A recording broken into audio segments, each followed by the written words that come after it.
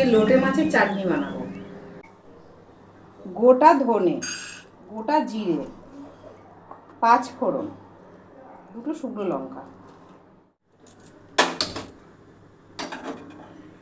শুকনো কড়াই একটু নেড়ে নেব।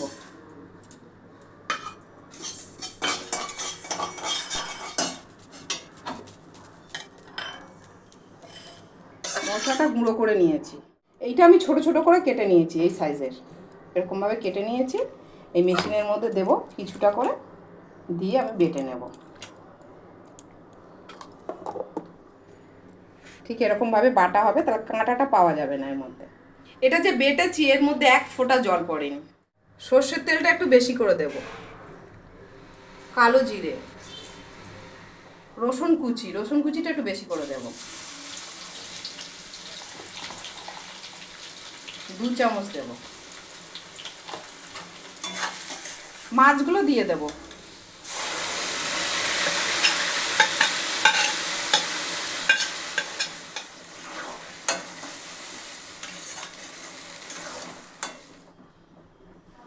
হলুদ, কাশ্মীরি লঙ্কার গুঁড়ো,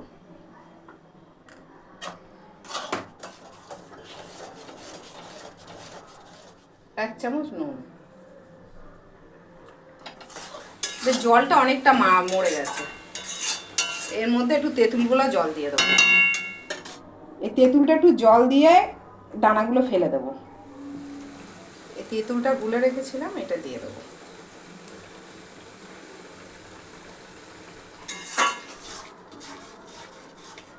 ভাজা মশলাটা দিয়ে দেবো। ধনেপাতা কুচি একটু বেশি করে দেব।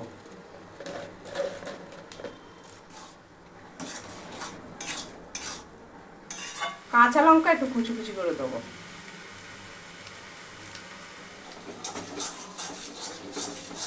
এটা একটু টাইম লাগবে, নেড়ে নেড়ে একটু শুকনো করতে হবে একদম।